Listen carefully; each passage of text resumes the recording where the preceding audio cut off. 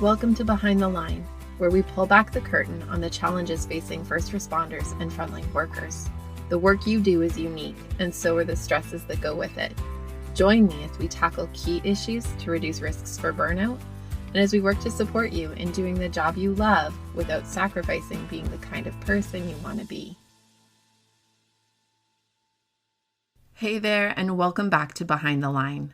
I'm your host, Lindsay Faas. If you're new to this podcast, you should know that I'm a clinical counselor specializing in trauma therapy.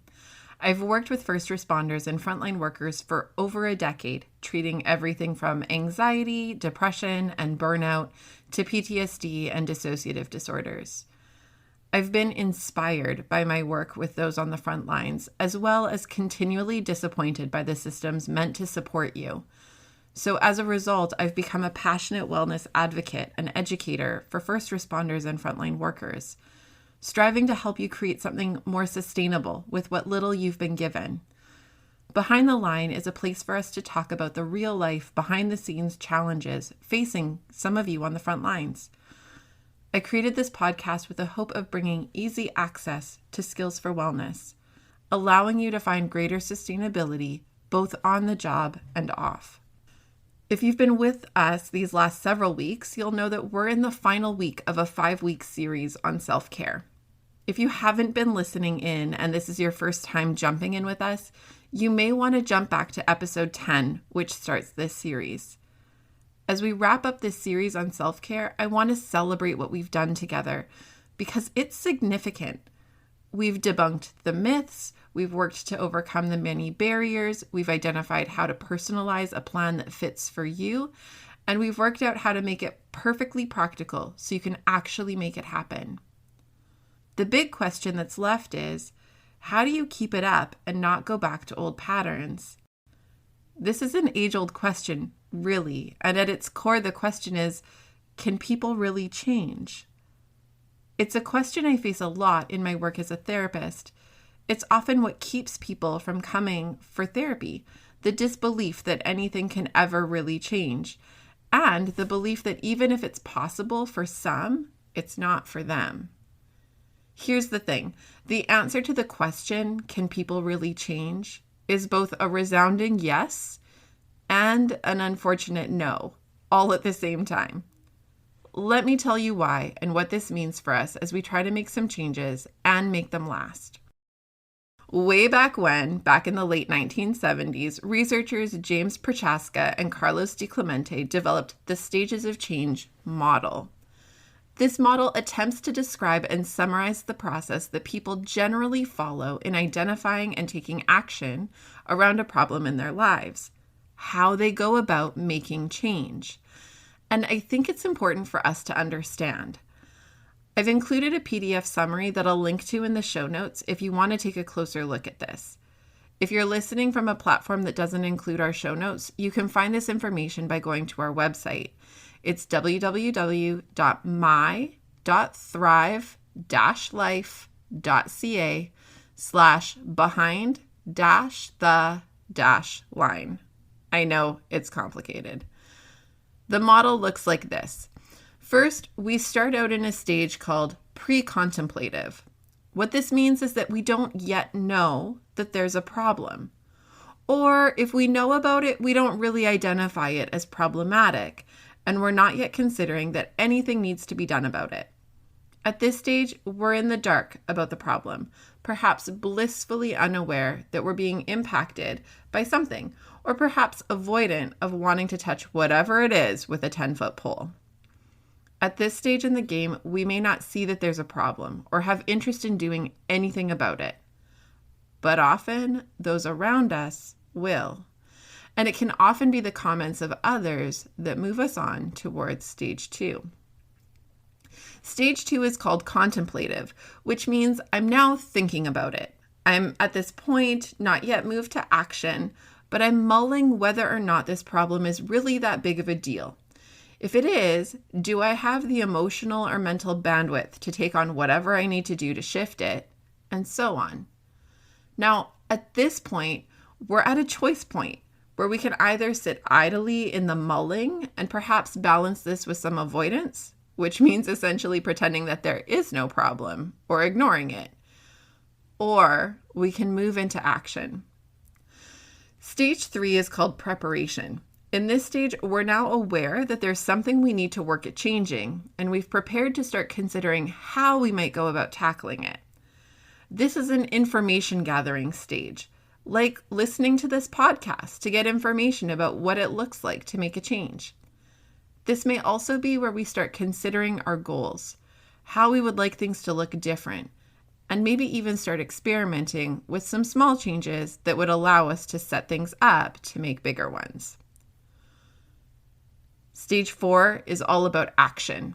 This is where we move into confronting the problem head on, possibly seeking support if we're out of our depths, trying to figure it out ourselves. And whether we like it or not, we're determined to make it different. Stage 5 is maintenance, where we're continually working to keep the change we made going. It takes effort to maintain and work to keep from shifting back into old patterns. And last but not least is the final stage, called recovery or relapse. Now, I know the terminology for this one tends to feel uncomfortable, but hang in there for a second. What this really means is that either we have totally tackled the problem, recovery, or that we have made some meaningful progress toward making change, but that we're human and we fell back into old patterns for a minute and may need to continue working through the problem a few times to get to the place where we feel really good about where it's landed. Relapse. Okay, now that we've walked through the model from a conceptual level, let's try to make it a bit more practical. I'm going to give you a couple of examples to help flesh out what this looks like in real life. Let's imagine for a minute that I'm driving my car and it's making a funny noise. Not like an obviously bad, get this thing checked immediately kind of noise, just not a typical car noise. You may not have even noticed that the noise was there or that it was weird or different. Here we're in pre-contemplative. But then someone else rides with you and comments on it. Hey, what's that funny noise? Have you had that checked out? Suddenly we're aware, and it's hard to unhear it once we've heard it. So now we're in contemplative and we're thinking about it. At this stage, you could chalk it up to being no big deal. Probably it's fine, and you could remain in the thinking about it, but not interested or feeling a need to do anything more about it. Or you decide to take it seriously and do something about it. In the preparation phase, you may Google the noise or try to hunt down some repair videos on YouTube, or you may start calling around to local shops to see who can take the car and fix it. Once we nail down how we want to go about solving the problem, we're going to take action. Maybe you take it in to get looked at. Maybe you follow a YouTube video and fix it yourself. Either way, we've taken action and gotten the job done. If it's a problem that requires ongoing maintenance, you choose to maintain or not to maintain. And this leads to either recovery, i.e. no more car noise, or relapse, as in recurring car noises and probably bad things happening because you're not a very conscientious car owner. This might be me sometimes. Now, that was a pretty neat and tidy example. I know. I give it to you because I think some of us do better with really tangible examples before moving into slightly less obvious terrain. Let me give you one more example that has more to do with our topic on self-care and the stages of change model in action. While you're listening to this one, I want you to try to listen for the different stages. Remember, they're pre-contemplative, contemplative, preparation, action, maintenance, and recovery or relapse. Let's imagine now that I've been working on the front lines for a few years. I've seen some things. Shift work is tough, and my organization from a management level feels toxic and non-supportive. I like my work, but it's also draining. But I keep showing up, wanting to make a difference for my community and to provide for my family. I keep in mind that my job has great benefits and that the pension will be worth it someday. I'm out for lunch with an old friend, and it's obvious that they're uncomfortable with my jokes.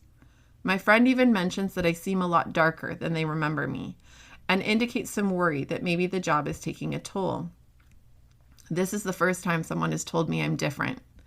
I maybe knew that I wasn't totally myself, but I didn't realize that it had become so apparent to others. This is the shift from pre-contemplative to contemplative. I have a choice. I can blow it off and stay here, continuing to be impacted by the job, but not doing anything to curb it, believing that this is just how it is, or feeling like I don't have the ability to make it different. Or I can move into action.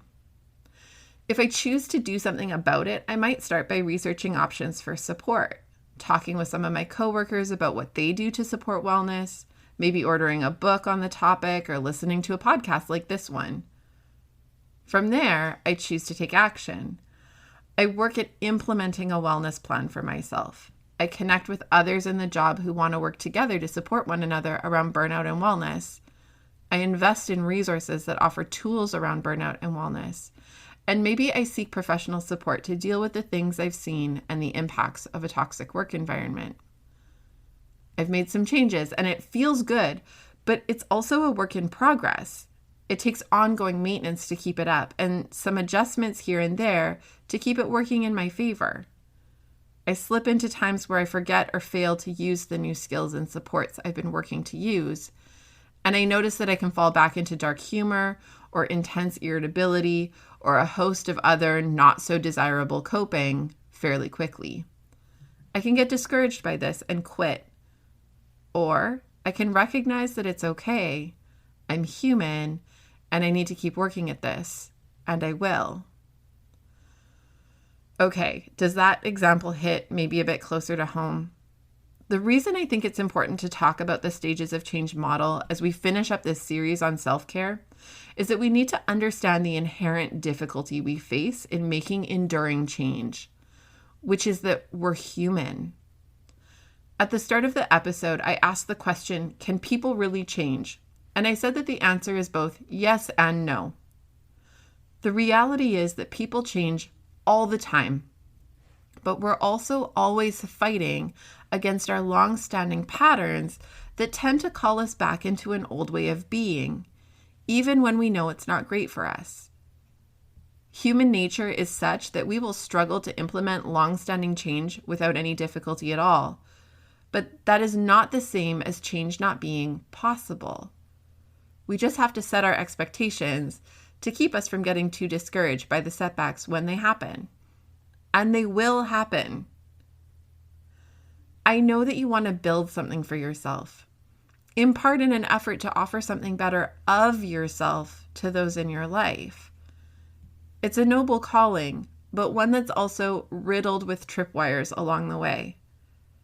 Stay focused on your goals and know that steps back are not the same as starting over.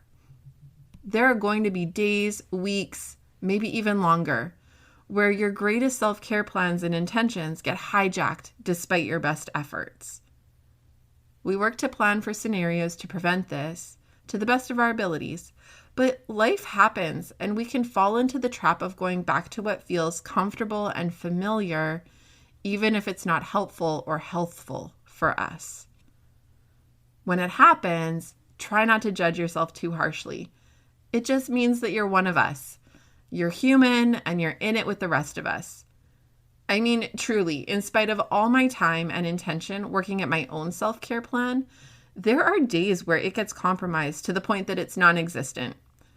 The issue isn't whether this happens, it's what we do with it. I remember someone saying to me one time, I need to not let a bad minute turn into a bad hour, turn into a bad day, and so on. Let it be what it is when things slip up. Catch it as soon as you can and refocus, and then gradually work at getting things back on track. One of the people I've really enjoyed listening to in some of the podcasts I follow is author James Clear, who wrote the book Atomic Habit, which I'll link to in the show notes if you want to check it out. He's also got a great short video that summarizes some of his work on his website, which I'll also link to. James has invested years of research into how habits are formed and how our habits lead us to change not only our behavior, but our identities. He talks about how our identity is a way of thinking about who we are, and that our behavior level goals can become identity level goals. For example, the goal is not to do self-care, it's to become someone who cares about themselves. Similar to what I've shared in previous episodes during this series, James focuses on the setup for making meaningful life change by breaking it down into smaller, more doable parts.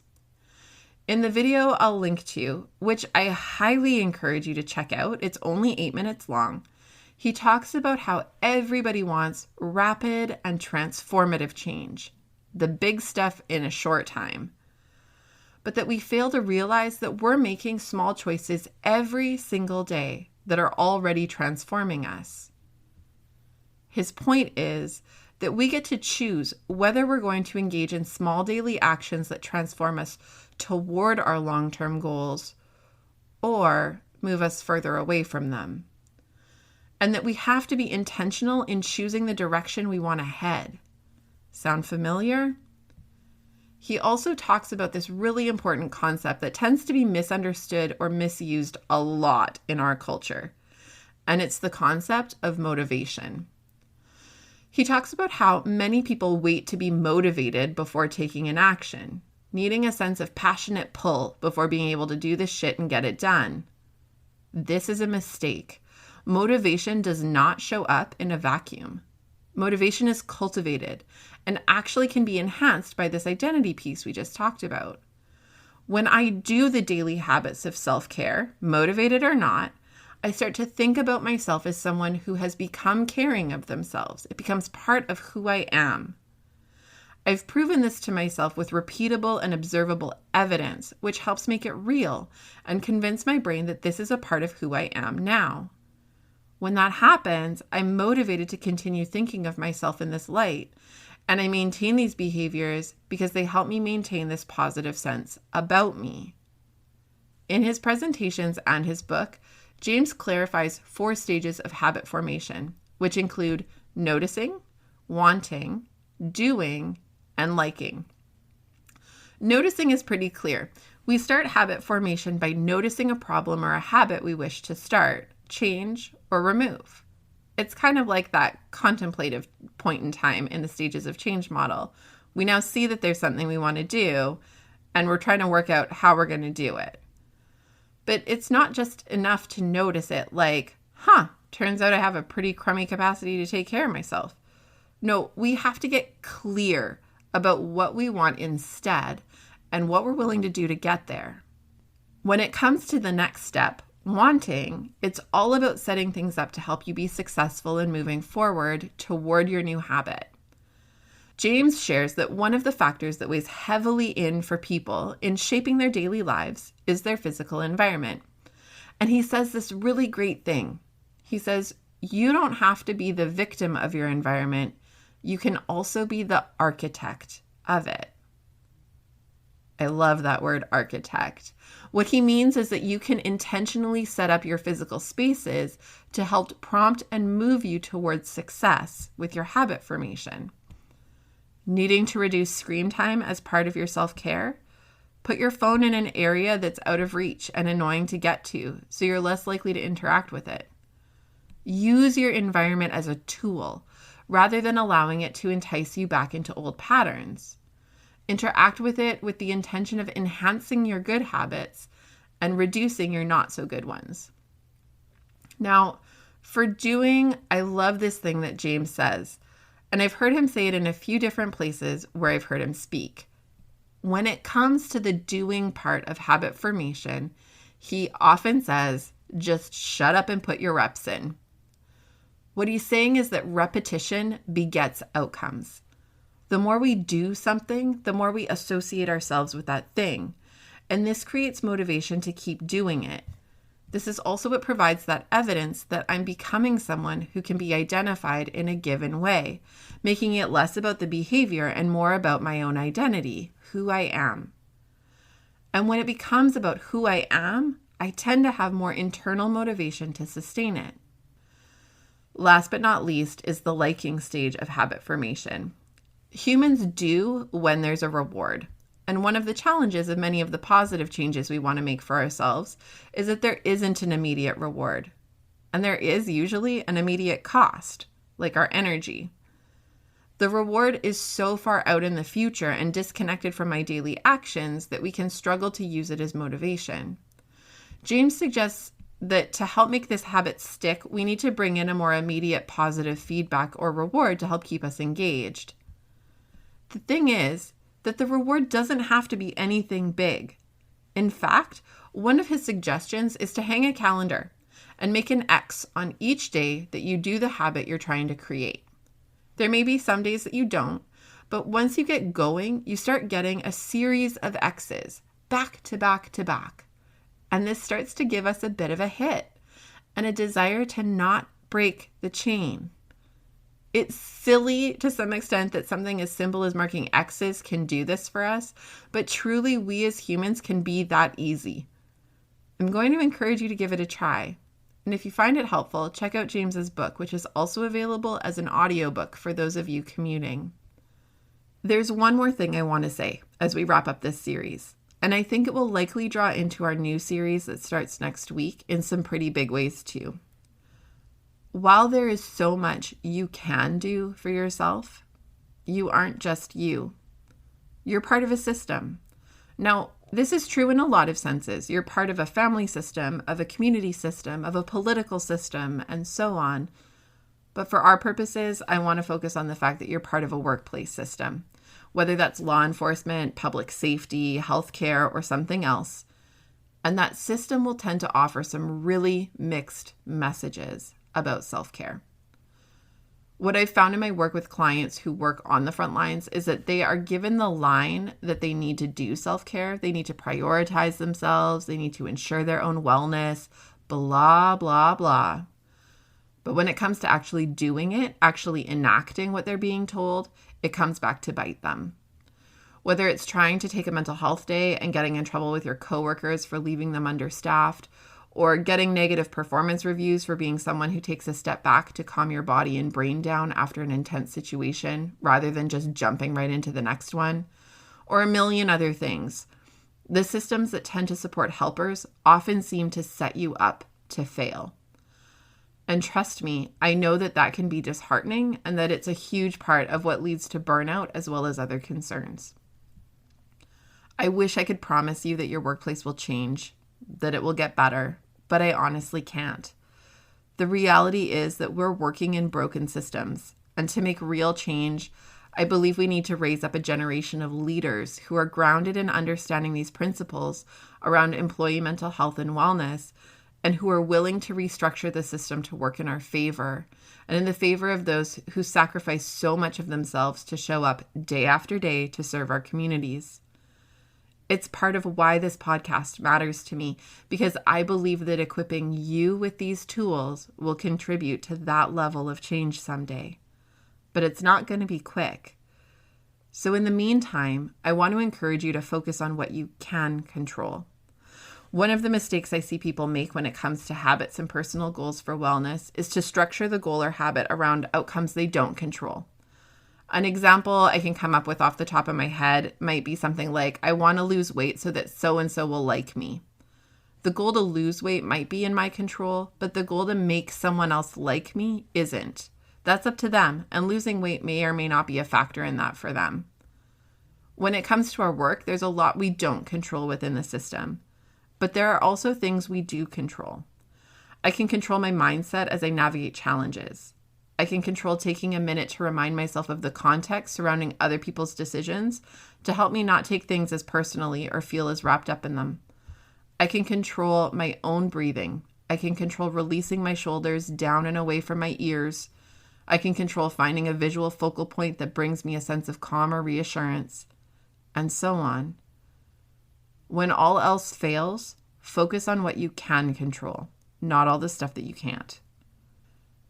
To all of you who have followed through this series with me, thank you for sticking through and for investing in yourselves to be able to continue investing well in our communities. I hope that you've come away from this series with a different way of thinking about self-care and some plans to carry you through. I hope you've learned about how to create a bomb-proof plan to adapt to your changing life, and that you've gained some skills to stick with it. For those of you who registered for the Self-Care Dare, I'm looking forward to helping you anchor even more into the practical skills to kickstart a comprehensive plan. And for those of you who didn't choose to join the Dare this time around, don't worry, I'm sure we'll be doing it again. I also want to let you know that self-care is one of the 7 lessons we cover in the Beating the Breaking Point course. If you're not familiar with the course, it's an online 7-part series covering key components to support resilience and prevent and reduce burnout for first responders and frontline workers. I created it to help fill gaps in your training. Your training does a great job teaching you how to manage everyone else's needs, but it tends to only pay lip service to how to care for your own and ensure your own long-term sustainability and wellness within the work.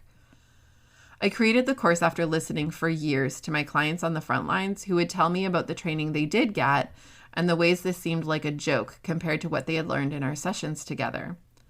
I heard this consistent feedback for years and decided after a very long time to build a training tailored to the topics that seemed the most significantly beneficial to the clients I served. I'm letting you know all of this because for a short time, we've created a coupon code that will give you access to the course for $100 off the regular price. I know that things have been intense out there on the front lines and that you guys are stretched thin and needing support. So I hope you'll make use of this and continue investing in yourself and vicariously everyone else who leans on you. The website to get to it is a little bit annoying, so give me a second as I rattle it off. You can find the course page at www.my.thrive.ca/BTBP-course. And you can use the code BTBP100 off. I'll link to all of this in the show notes. If you can jump to our website, you can find it all there. We'll keep this code active until the end of the day on March 11th. Know that we have a money-back guarantee to ensure that the training is a fit for you without risk. We really just want people to benefit from this course and not feel like it's yet another obligation or stressor. So we try to make it as easy for you and as risk-free as possible. I just want to say one more time, thank you so much for listening and for all that you do. And until next time, stay safe.